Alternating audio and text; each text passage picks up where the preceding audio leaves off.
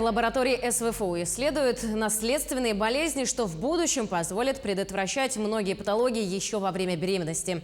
Научно-исследовательская лаборатория «Молекулярная медицина и генетика человека» Медицинского института СВФУ открылась в 2020 году. В ней трудятся лучшие врачи генетики республики, которые постоянно повышают квалификацию, в том числе и в Японии. Здесь изучают наследственную и врожденную патологию у народов республики, а также разрабатывают биологический банк наследственных болезней и врожденных пороков развития в популяциях северо-востока России и Арктики.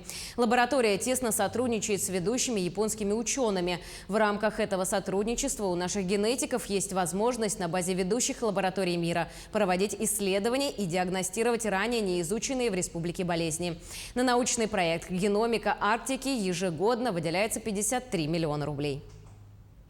Задачей нашей является еще, кроме выявления причины наследственной патологии и поиска патогенетических механизмов, и в дальнейшем еще лечение наследственных заболеваний. Проект рассчитан на 4 года. В следующем году он заканчивается. Надеемся, что он будет продолжен.